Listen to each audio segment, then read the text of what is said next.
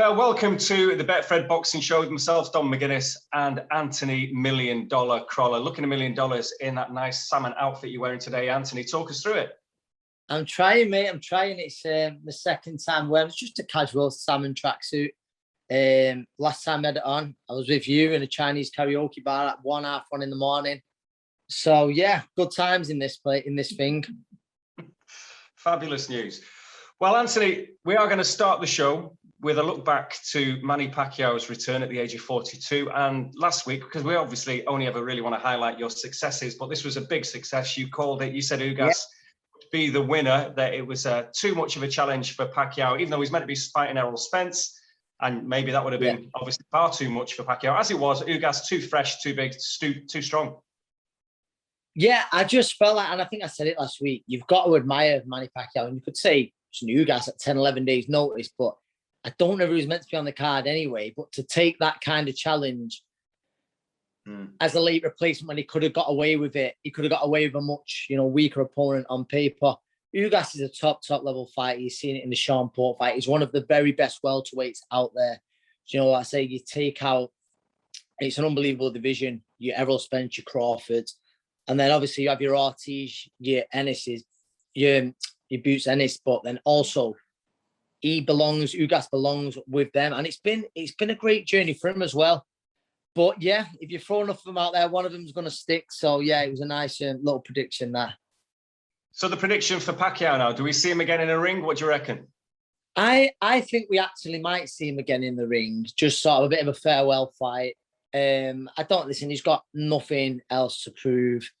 I like to say he's competitive in a fight, one of the top welterweights in the world. So there's still a lot of big fights he could win. But now I'd like to see him, bow out. Whether we see a fight in the Philippines that's been talked about with the right opponent, it's a possibility. But it's for me, it's the end of an amazing career.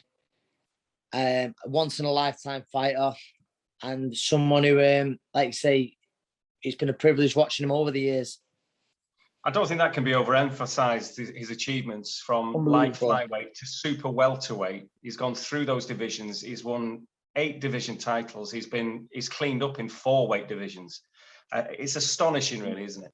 It's unreal. It's unreal. Like I say, it was a once in a lifetime fight. I mean, you've got to look how it happened years too late. Floyd Mayweather fight. However, you've then got to look at some of the opponents he fought after that and beat. Like Keith Thurman was flying at the time. He beats Thurman, who was seen as, in many people, the top welterweight in the world. There's been so many performances where you're just like, wow, just a unique, special fighter. I think the relationship with him and Freddie Roach has been one of the best trainer-fighter relationships in recent years. I'm saying that further than that. It's an Hall of Famer for sure. Yeah, and Freddie Roach. Interesting, really, as well, that I was hearing that there was a pact between the pair of them that if Pacquiao retired, Roach retired. Now, could you see that happening? I don't think that will happen, in the sense that, Freddie's always in that wild card gym. He lives it. He's in there all hours. I think boxing's a huge part of his life. I mean, he gracefully called, and again, another Hall of Fame trainer. Unbelievable what he's done, but I think he's working with some top fighters, and I can't see him letting go just yet. But I have heard that in the past, so we'll never know. Oh, well, moving on to the action at the York Hall last weekend as well, because it wasn't all about the stuff going on stateside. Fightzone was in East London. And again, the top of the bill, well, it'd been a changing card. It'd been a real drama, I think, for the promoters, Alfie Warren and Mo Pryor, because fighters dropping out, making life very, very hard, but they still managed to put on a really good show.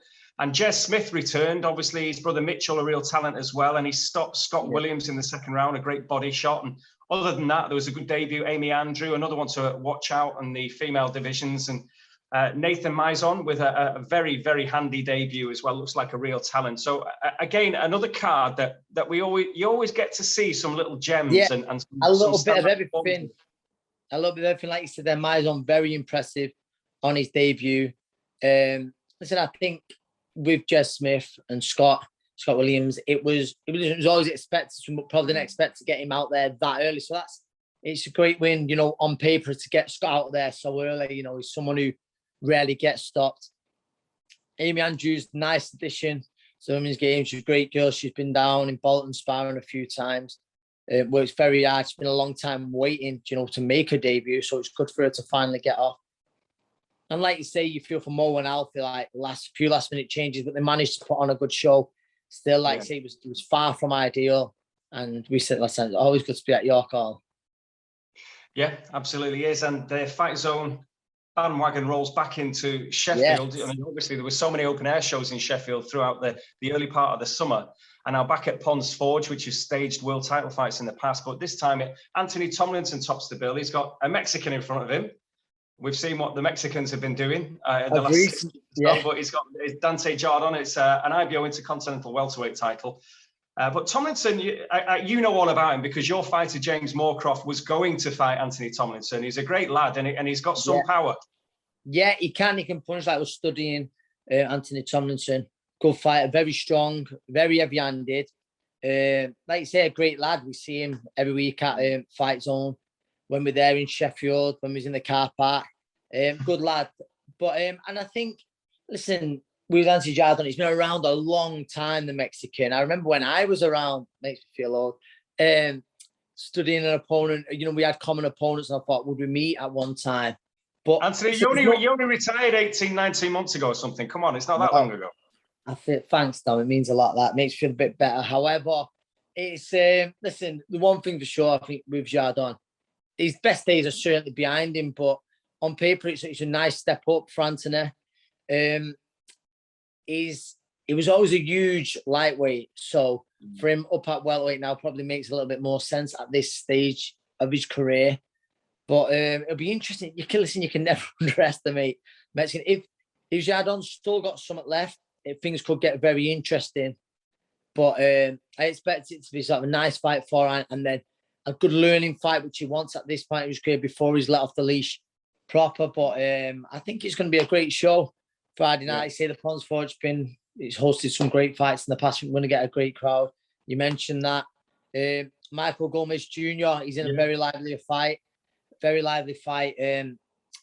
Then we've also got Dave Allen, I'm sure, who we're going to catch up with shortly. But it's going to be a great card, and we said it last time, we're still getting used to crowds being back, but I think it's going to be a great crowd in there on Friday night. Yeah, some great names as well. Mark Jeffers, who's a super talent. Mark Jeffers, wow, yeah. Mark I've seen a lot of, right from being a schoolboy, unbelievable schoolboy he was, and a few national titles, so strong, but I think the Jennings team there, they've got him using his brain a little bit more now, which is a good thing. Defensively, he's improving all the time. But good fighter. Yeah, I think that central area super featherweight title fight between Salvin and Gomez Jr. that looks a real standout fight on the night. That's what I'm looking forward to. Yeah. Salvin there, he's like you say, both. He's undefeated. Junior isn't, but he looked very well last time out, improving. And I think the good thing with Gomez is found out a bit of stability now with Marvin Greaves, and I think he's needed that for a long time to have a base, be settled. He seems well settled, but with Salvin, he's fighting a good fight, a real interesting fight for me. That's going to be fight of the night, but we shall see. And you touched upon the return of the White Rhino, Dave Allen, back in South Yorkshire, returning to a stage you know so well. But of course, you don't really know where to start when you talk about Dave Allen, do you? He's been our Fight Zone companion as well, part of the team on presentation duty as well for the last few months. But now he's getting the gloves back on. So a little bit earlier, I caught up with the main man himself. Well, it's a real pleasure to be joined by the one and only Dave Allen, who's making a comeback on Fight Zone this Friday. Now, firstly, Dave, you've been working with us on Fight Zone as a commentator, co-coms, and as a pundit as well. Is that really what's giving you the taste for getting back in the ring? You just can't be bothered with working with us anymore? Well, as your commentary partner, it's great to see you, Dom, as always. But no, I initially... I was happily retired for 5 months. When I was 21 stone, happily retired. I was big, I was happy, I was away from boxing. And I started managing fighters. And I thought opportunities were hard to come by. Obviously, we're in lockdown. I spoke to Eddie. There was nothing for the fighters I managed with Eddie, obviously, because the fighters I manage, they're not superstars, which is what you need to go on a matchroom bill these days. So I was looking around, scouting around, and I thought, you know what? Fight Zone, it's new, it's fresh, it's innovative. I've got a good relationship with Den, and I spoke to him, and then we got talking. Anyway, I went back to the gym for a few weeks on the quiet, and I thought, oh, I feel all right actually. Nothing was hitting me back at that point, but I thought I feel all right. So I had another couple more weeks, and I went back and I said, "Den, look, I'm going to box. But if I box, you have to give the other fighters opportunities as well, because that's a big reason why I'm doing it." And at first, it was the only reason. The only reason I wanted to come back was so Stevie Levy, Levi Kinsey, and the others that I look after, the amateurs as well that come through, I thought I'd give them a head start. And anyway, I got in the gym and I started feeling good, started enjoying it. And now I'm excited. I'm excited to box as well. I'm looking forward to it, yeah. Excellent. And Den that you referred to, Dennis Hobson, of course, the promoter that's one of the masterminds behind Fightzone. But in terms of your training, because it's one thing going in the gym, and you mentioned it there when nothing's hitting your back. How was it sparring, and what kind of sparring have you been doing? I've been sparring probably, I'm not sure, I don't want to disrespect anyone and say what level it's at, but these are people, I think I've had 4 spars, and 3 of them were in the process of turning professional. Now, none of them have seen the final bell. Right. So that tells me I'm not in bad shape. Not in bad shape at all. The thing with me, Dom, yeah, I'm an heavy-handed man, as you know. So I've just been sparring. I've been getting my timing back in. But as I've been getting my timing back in, because I've been training for 4 months now. I've been training for 4 months, and I've not been training to be sharp. And for this Friday, don't get me wrong, it's a must win. But I ain't training for Friday like I'm headlining the O2 again. This is a stepping stone. So for 12, 13 weeks, all I was walking marathons. I was body sparring for hours, and then I was getting body fat off. I was building stamina, because for 12-round fights, yeah, which you never know, they may come back around again. I'm building building blocks. So yeah, the sparring I've been doing, I spar some good fighters, but they're not experienced enough to do 4 rounds with me.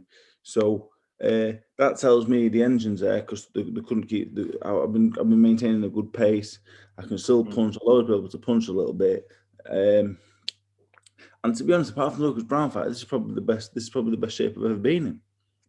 Well, I was going to say, I mean, it's only a few weeks ago you were doing some topless commentary in Sheffield when the sun was out at the Fightzone Arena, and I've seen pictures of you very recently, and that's a massive transformation. You've dropped a lot of weight. You got very fit, very much in shape, and you look in better shape than you've ever been, to be honest. Yeah, I'm heavier now than I was for a lot of fights, but I didn't go through puberty till I was very old. You know, might not want to know that, but I was a real late developer, yeah. And only at 28, 29 now, yeah, I might start to be a man. I've got an airy chest and a lot. Like, I'm proper thickened out. I've been doing weight training. I've been eating well. And I'm a beast. I feel it. I feel like a man for the first time ever. Do you know what I mean? So I can't wait. I feel like I'm hitting harder than ever. I'm stronger than ever. The drug test is going to put me house at 9 o'clock on Monday because they think I'm on the gear. And I said, no, I'm just a late developer and I'm starting to flourish. So I'm over the moon with it. When the drug test turned up, I said, I am very happy to see you, because that means you're looking at my results and they must be good. So I'm over the moon with it. Yeah, I'm gonna be about 18 stone 8, which I've been before. But when I was 18 stone 8 before, I was chubby. I'm solid now, and I think I'm not sure you'll see a great performance. Right, I've been out a long time, I'm out of the ring a long time, but I'm fit, and I believe that'll see me through Friday with a win, and we can move on, and I'll only get better and better. And you're in against a fairly tough operator, Andrea Pesky. He's been around a bit, hasn't he? What do you know of him? Well, I've seen him, and up until his last fight, I'd been confident of getting stoppage. I saw him with Rudenko. I gave Rudenko a good workout, and Rudenko's a very good fighter. So I've got to be on the ball. You're going to see something different from me Friday, because I had 25 fights as a pro, yeah, and every single one I was in panic mode. I've got a free shot at the boxing game now. I've got a free shot at it. Like, whatever. If I get beat on Friday, I'll just say, you know what, it's gone, it's done, I'm over it. So I'm going to go in there and box how I can box. I've sparred the Fury, the Joshuas, the U6, and obviously what happened with U6 at the end of it. But I sparred well against all of them because I boxed. I can really box. And Friday, I believe I'll show that. The pressure's off, I'll show it. And he's a tough man, but I fully intend on getting him out of there after I give him a good old boxing lesson. Well, there is no pressure really in a way, as you say, because no one's going to expect you to look dynamite after being out the ring for so long. But there's been lots of talk, and you've kind of we're behind the talk as well with Babich and all that kind of thing, but that's a long way off if it's to happen, isn't it? Yeah, Alan Babbitt's fight is I spoke to Eddie in Newcastle at the Ritz, Bill, and he said to me, you and Alan Babbitt are one of the biggest fights in boxing. which might sound ridiculous, but boxing isn't just about being a world. I know world champions that can't sell 20 tickets. So when you get me and another madman from Croatia who can fill the O2 together, it becomes a massive fight, because massive fights aren't world titles if no one's watching it. I don't care how good someone is. If no one's watching them, what's the point? What's the point in doing it? But me and him sell. It's a massive fight. I hope it could happen, but I'm not boxing Alan Babbage. I'm not boxing anyone if I don't believe I can beat him. So for that reason, I won't be boxing Alan Babbage this side of 2021, because I wouldn't beat him. Give me all the money, give me £1 million. I'm not sitting on my backside for no one. So them fights. Oh, I love them to come back around. I'd love to get back to the O2. I'd love to do better than I did the first time around. Is that plausible? I don't know. Maybe not. But we'll find out. Because I'm just enjoying it. And as you know, fight, obviously, I'm free interviews late at the minute, but that's what 5 weeks all about. You know what I mean? I'm loving it. Yeah, well, you're only 29, so as comebacks go, you're still a baby, and you're still active, basically. When we look at some of the other comebacks that, you know, we'll see David Hayes soon back in a ring. Oscar De La Hoya wants to get back in a ring. You know, there's all sorts going on with that. Sergio Martinez is going to fight Brian Rose. I mean, what do you make of all these comebacks? Well, I think they're good, Dom. Now I'm doing it. But the difference, you know about me, you know Conor Benn, right? Conor Benn, has had 44 amateur and pro fights, but he's a novice, isn't he? Everyone says he's a novice. Take your time. He's a relative novice. Anthony Yarde had about 40 fights, amateur and pro combined. He's a novice. Oh, let's all take time. I've had 35 fights, amateur and pro. Even now, as I sit here now, in my 20th fight, amateur and pro with Dylan White, 21st Lewis Ortiz, my 24th ever time in the boxing, amateur or pro. I'm doing a 12-rounder at a football stadium for the Commonwealth title. I'm still a novice.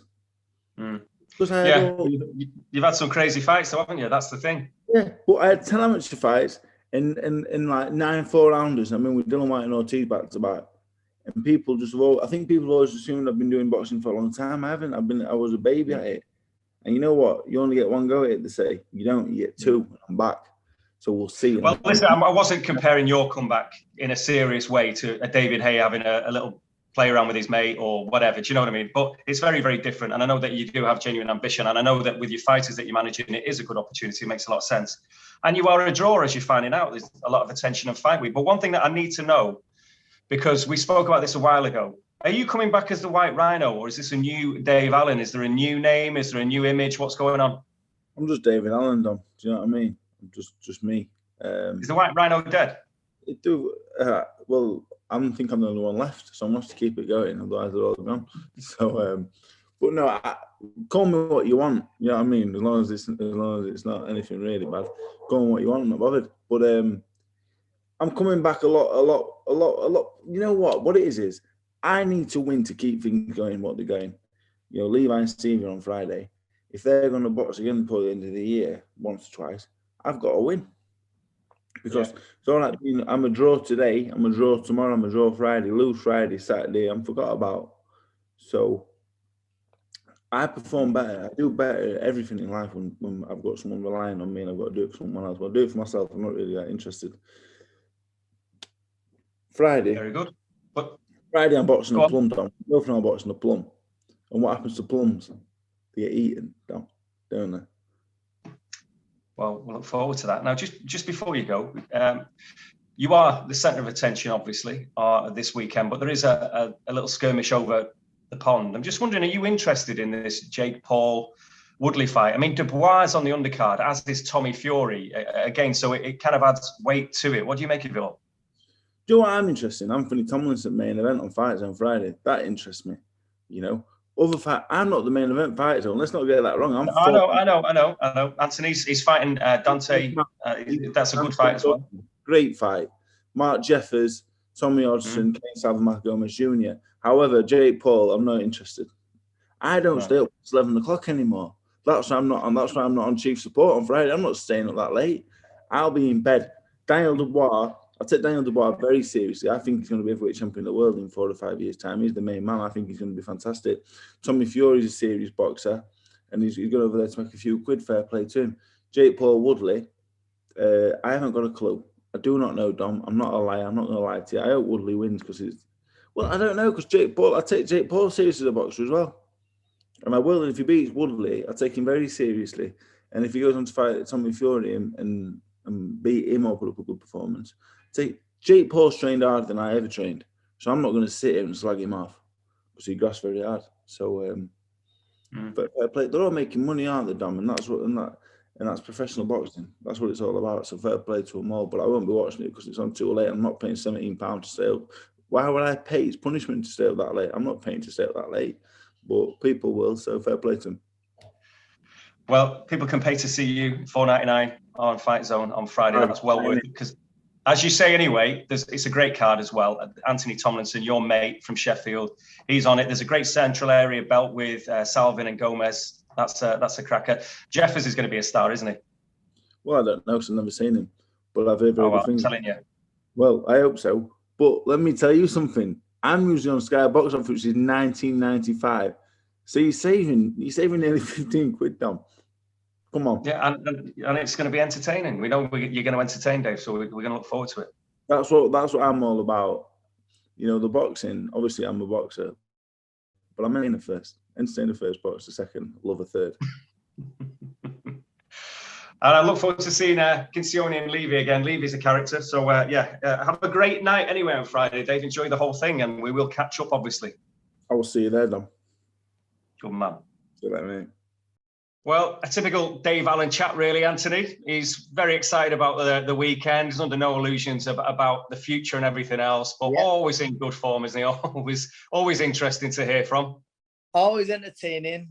Always very honest, probably a bit too honest at times, but no, it's good. And listen, I've got to be honest, not many comebacks end up, with that happy ending. However, he looks in great shape. Mentally, he seems good. And you've got to remember sort of the 18 months or so he's had out, he wouldn't have been too active. And that's probably like I said, Dave would have there's always work for Dave. So he probably would have fought, but hopefully it's done him a bit of good.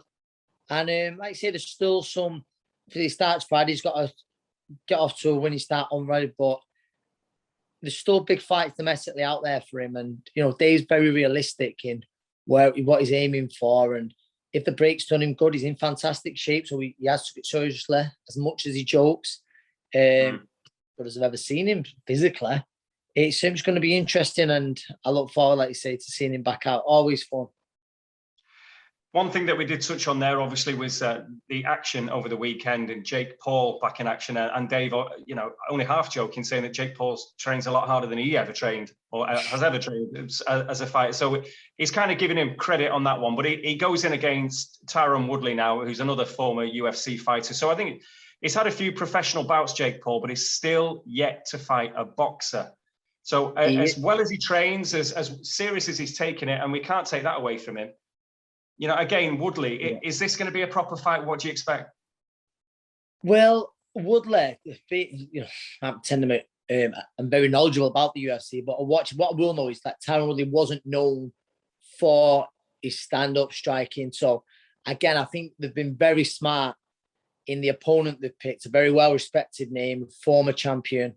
But he isn't known for his boxing. But I think his boxing will certainly be a lot better than Ben Askren because he's working with Pedro Diaz, who was, for me, an unbelievable Cuban coach. He's worked with some great fighters, Miguel Cotto, so many good fighters. Hrgovic, the big heavyweight at the minute. I think he'll ask a few more questions than Ben Askren, but I think you've got to favour the problem child, haven't you? It is the problem child, isn't it? Logan Paul, he's got a different name, isn't he? Who's someone there and someone the problem child? You might well be right. But the thing is as well, interestingly, really, as far as this card's concerned, on the undercard, there are a couple of Brits, and one of them, and you can see where it's going because Jake Paul fights this fella, obviously Woodley, and then Tommy Fury is also on the bill. There's been a little bit of back and forth between the two of them. Yes. Now, when you break it all down, they're two novice professional boxers. But it would be very interesting to see him go in with Tommy Fury, who, is a boxer. Yeah, he is actually a boxer. And Tommy only had like a limited amateur experience. But yeah, it'd be much more, it's a fight I favour Tommy. for sure. Usually, which is my worry why it might not happen, because I'd be very confident of Tommy beating him. But it's you never know because of the hype. And listen, those Paul brothers, no matter what you say about it, unbelievable businessmen, the following and stuff like that. But Tommy's got a huge social media following himself. So it could happen. It could happen. It could make sense. Let's face it, it's an incredibly marketable fight, isn't it? Of course it is. Of course it is. And there's a great chance that some kind of scuffle or some kind of hat being nicked is going to happen. So listen, both come through weekend, which you expect them to. There will be more talk of Jake Paul, Tommy Fury. Yeah, absolutely. I mean, Tommy Fury is fighting Anthony Taylor in a catchweight contest, but he shouldn't have too many problems there. And also in action, for the second time since he's lost to Joe Joyce, is Daniel Dubois against Joe Cusimano. And again, he should be okay. But it's great for these two lads to get out on US soil and have a fight in a different environment, isn't it? Of course it is. It's nice for them to tick off. And Daniel Dubois, we think there's a great chance. I think Dave Allen mentioned it about him being world champion in 4 years. There's a great chance we could see Daniel Dubois in, the bright lights of it, whether it be Vegas, wherever it be, somewhere in America for sure. I rate him highly. He just come up against a brilliant heavyweight in Joe Joyce. But I certainly believe he can still become world champion. Teamed up with Shane McGuigan now. It's their second fight together. Be interesting to see the improvements. It'd be good to see him back out. Obviously, we expect him to come through, but it's good to see him back out again after the eye injury, which was a worry after the Joyce fight. But yeah, he's inactive, and then I'm sure we'll see him in a decent fight towards the end of the year. Yeah, Shane McGuigan certainly doing good things with his stable of fighters as well. Talented trainer, Shane.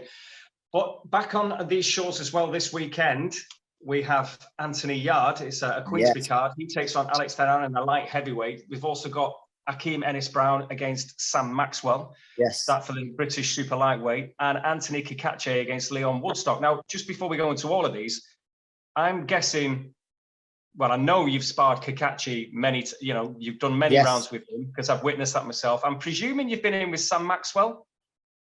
I have, yes. We've done a little bit of sparring. What about Leon Woodstock? Have you sparred Leon Woodstock as well? I've not sparred Leon, no. I've not sparred Leon, but obviously I know Sam well. I know Kikachi very well he was there actually, I think, when in Irish fights we brought him over. Very talented lad, and I'm glad he finally got his opportunity.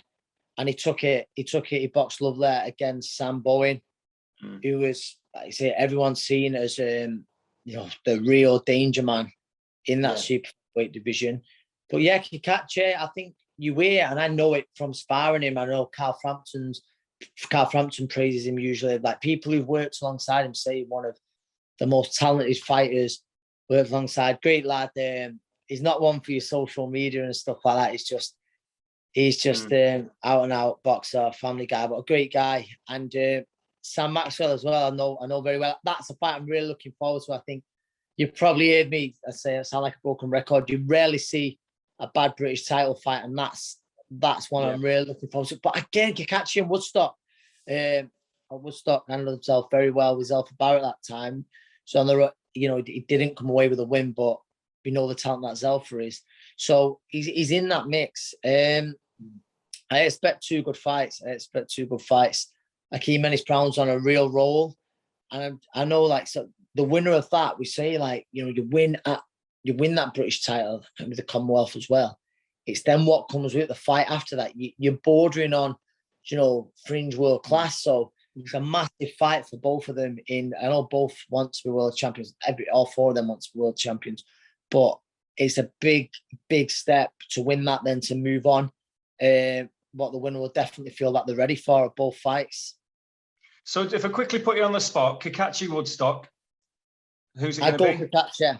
I go my mate Kikachi. I think it's a good fight, but boxing skills, and he hits a lot harder than, I was going to say, anyone, than his records. Just anyone who knows him will say how hard he hits. But I think it's distance. But I'm looking forward to that. Woodstock, very tough.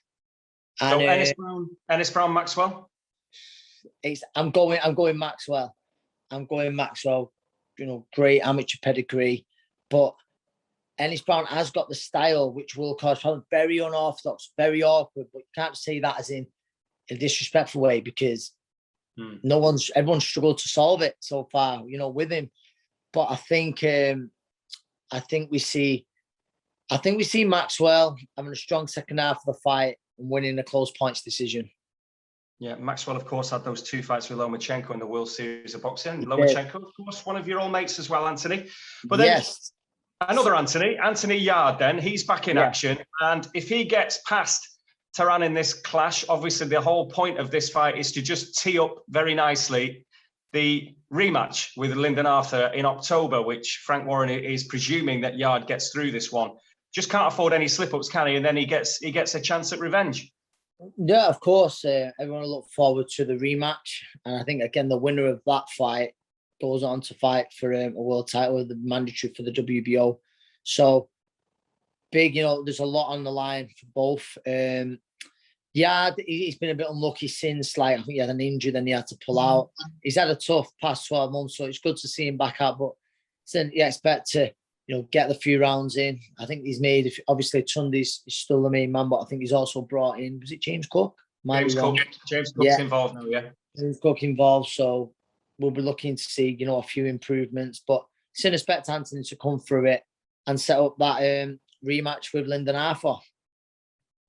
And that's another one, isn't it? That's a great one to look forward to as well. But more of that nearer the time. Hopefully Anthony Yarde gets through this one anyway. But well, that's about it, really, Anthony. I mean, other than that, have you any news from your 2 gyms, if you like, your own stable that you train at Fox ABC, and then also Joe's stable in Bolton that you assist with?